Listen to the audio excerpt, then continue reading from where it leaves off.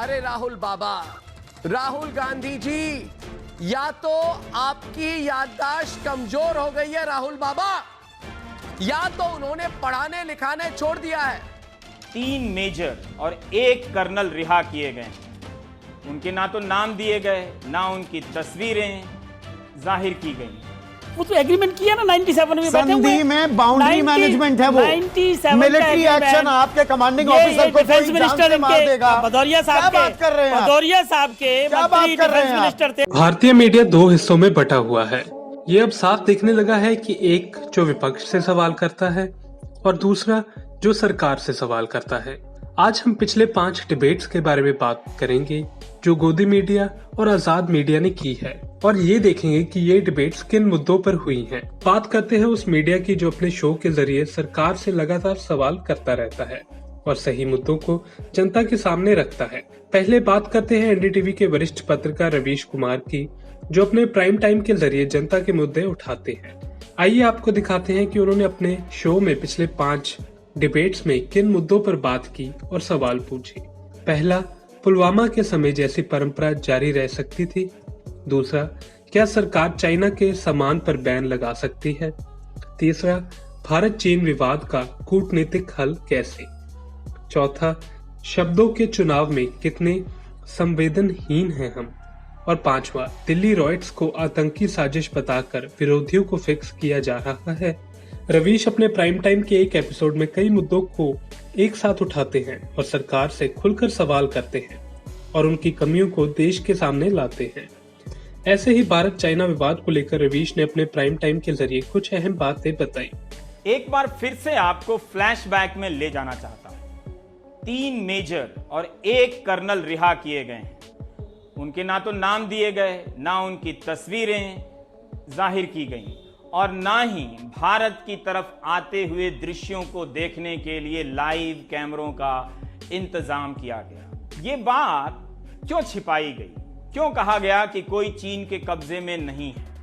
यह भी देखिए कि जब हिंदू अखबार ने इस खबर को प्रकाशित किया, इसका आधिकारिक खंडन नहीं किया गया।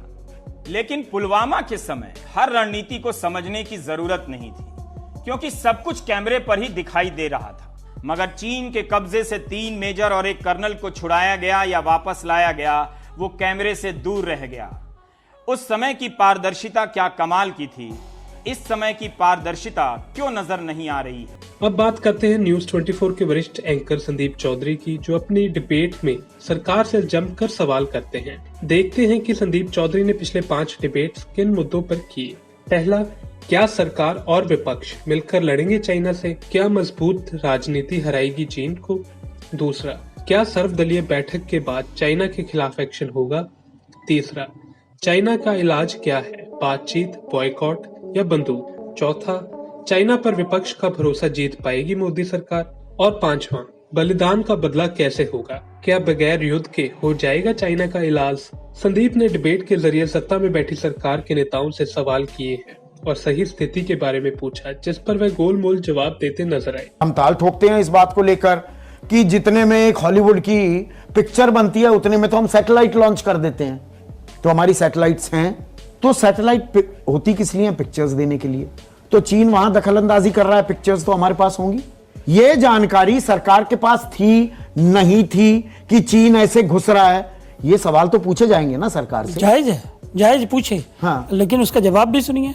सरकार के पास जवाब कहां देती है? 40 दिन कोई जवाब नहीं दिया। अब तक 4 दिन में जवाब नहीं दिया। सरकार ने अभी ऑफिशियल रूप से जवाब नहीं आया, लेकिन पार्टी प्रवक्ताओं का भी जवाब आया, विदेश मंत्री का भी जवाब आया कि हमारे सैनिकों के पास हथियार थे। और तो वो चलाए क्यों नहीं? एक सेकंड, वो तो एग्रीमेंट किया ना 97 में। संधि में बाउंड्री मैनेजमेंट है वो। 97 मिलिट्री एक्शन आपके कमांडिंग ऑफिसर को डिफेंस मिनिस्टर मार देगा। भदौरिया साहब क्या बात कर रहे हैं? भदौरिया साहब के मंत्री डिफेंस मिनिस्टर थे, उनका ही एग्रीमेंट है ये। क्या अग्रीमेंट में ये है कि मिलिट्री एक्शन हो जाएगा? वो बॉर्डर मैनेजमेंट, बॉर्डर की व्यवस्था के लिए आप गोली नहीं चलाएंगे। कमांडिंग ऑफिसर को मार दिया जाएगा लठ बल्लम भालों से। बात तो जाने दीजिए। हाँ। देखिए, अभी तक सरकार ने ये नहीं कहा है कि हमारी कोई जमीन कब्जा हुई है। संदीप चौधरी ने जब बीजेपी नेता से पूछा कि कितनी जमीन पर चाइना का कब्जा है, तब वह कांग्रेस पार्टी पर निशाना साधने लगे। तभी संदीप ने उनको टोक दिया कि प्रधानमंत्री कहां छिपे हुए हैं, ये भाषा इस वक्त बोलने की जरूरत नहीं। और आप लोग भी यही कह रहे थे, पर आज आपके सहयोगी आते हैं, मतलब ये ओछा लेवल, इसी पर हम आ जाते हैं, असल मुद्दे गौण हो जाते हैं, असल सवाल गौण हो जाते हैं कि उस घटना के ग्राउंड रियलिटीज अंतिम रूप से क्या हैं, कितने और जख्मी हैं।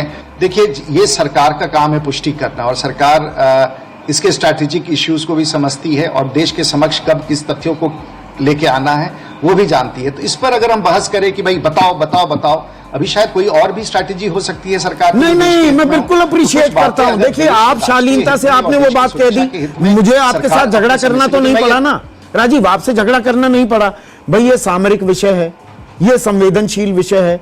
आप कह रहे हैं कि हाँ बिल्कुल होनी चाहिए, चर्चा खत्म हो जाती है ना, पर ये कोई ऐसी नेशनल सीक्रेट थोड़ा है, देश को पता होना चाहिए ना। साइडलाइंस पर श्रीमती सोनिया गांधी ने कम्युनिस्ट पार्टी ऑफ चाइना के साथ जाके एक पैक्ट किया था, भारतीय जनता पार्टी ने कोई ऐसा पैक्ट नहीं किया है। राजीव प्रताप रूडी, पर पैराडाइम शिफ्ट तो 2014 के बाद हुआ ना। आई एम ग्लैड आपने 2013 का जिक्र किया। बात करते हैं रिपब्लिक टीवी के वरिष्ठ पत्रकार अर्नब गोस्वामी की, जो अपने डिबेट में विपक्षी नेताओं पर चिल्लाते दिखाई देते हैं। पहले जानते हैं कि उन्होंने पिछले 5 डिबेट्स किन मुद्दों पर किए हैं। पहला, कांग्रेस का नेता या देशद्रोही, देखिए अर्नब के साथ पूछता है भारत। दूसरा, गुनाह कांग्रेस का, सवाल सेना से। तीसरा, सेना के शौर्य पर कांग्रेस के सवाल। चौथा, देश एक साथ, विपक्ष सवाल के साथ। और पांचवा, जासूसी से जंग जीतेगा पाकिस्तान। अगर अर्नब की डिबेट्स की बात करें तो अर्नब ने अपने डिबेट्स में विपक्ष को ही निशाना बनाया है। देश एक साथ है क्योंकि हम हिंद की सेना पर और देश की सत्ता पर हमें भरोसा है, लेकिन जो देश में चीन के चाटुकार हैं, जो देश में पाकिस्तान के प्यारे हैं, वो आज भी देश की ताकत पर सवाल कर रहे हैं, जो सवाल चीन से पूछना चाहे। इस देश का विपक्ष वो सवाल अपने देश से पूछ रहा है, लेकिन कांग्रेस को यह नहीं पता है, जो बात चीन कह रहा है वही जुबान कांग्रेस बोल रही है। लेकिन जिनके लिए राजनीति पहले है और राष्ट्रवाद में वो पहले भी ये कर चुके हैं, आज भी वही कर रहे हैं ये लोग। जब राहुल गांधी ने सवाल खड़े किए कि बिना हथियार के सेना वहां क्यों थी, तो अर्नब ने उसका कारण भी कांग्रेस पार्टी को ही बता दिया। जब मौका दुश्मन पर वार का है तो वाड्रा कांग्रेस सैनिकों के हथियार पर सियासी टकरार कर रही है। राहुल गांधी ने आज देश से और देश के सैनिकों से पूछा, जी हां पूछा, कि वो सरहद पर बिना हथियार क्यों चले गए। अरे राहुल बाबा, राहुल गांधी जी, या तो आपकी याददाश्त कमजोर हो गई है राहुल बाबा, या तो उन्होंने पढ़ाने लिखाने छोड़ दिया है। राहुल गांधी शायद भूल गए हैं वर्ष 1993 कांग्रेस ने चीन से समझौता कर उन्हें कमजोर करने में कोई कसर नहीं छोड़ी है। और सेना से सवाल पूछने वालों, पहले तुम जवाब दो, हमारे शूरवीरों के हथियार तुम चीन के चरण में क्या रखा है। अब बात करते हैं न्यूज नेशन के वरिष्ठ पत्रकार दीपक चौरसिया की। आइए देखते हैं कि उन्होंने पिछले 5 डिबेट्स किन मुद्दों पर किए हैं। पहला, boycott of China is the Mantra of victory in this battle. दूसरा, none of our posts are occupied by China, PM Modi. China will lose from pocket of India, not rocket। चौथा, देश की बहस, strike with bullet to wallet। और पांचवा, exodus of Hindus in Mewat, this is BJP's new agenda, captain Ajay Awasthi. Deepak Chaurasia ने अपनी debates mostly boycott China products को लेकर ही की है। उनको ये भी सवाल करने चाहिए थे कि अगर बॉयकॉट करें तो भारत की अर्थव्यवस्था पर क्या असर पड़ेगा। क्यों हमको बाइकॉट चाइना करना चाहिए, क्यों चाइनीज सामान हमारे गांव के गलियों के मोहल्लों में शहरों में बड़ी बड़ी अट्टालिकाओं में घुस चुका है, बताइए। मोस्ट फेवर्ड नेशन का दर्जा दे चाइना को, जब वो हमारे साथ घुसपैठ करता है, हमारे 20 सैनिकों को शहीद करता है, तो क्यों ना उससे मोस्ट फेवर्ड नेशन का दर्जा छीन लिया जाए, ना किया जाए उसके साथ इतना बड़ा व्यापार। आधी कमर टूट जाएगी उसकी। आपके मोबाइल के एप्स हैं, मोबाइल के इंस्टॉलेशंस हैं, वो बड़ी बड़ी कंपनियां जो 90% चाइना से फंडेड हैं, ऐसी कंपनी हमारे यहाँ हैं। ऐसे ऐप्स हमारे यहाँ हैं, ऐसे एजुकेशनल प्लेटफॉर्म हमारे यहाँ हैं, उनका क्या करें? क्या इसके खिलाफ आप एक जागरण नहीं फैलाएंगे? ये तो थी कुछ वो डिबेट्स और शो जो इन पत्रकारों ने किए। आपने खुद ही देखा कि इन दोनों के सवाल करने में कितना फर्क है।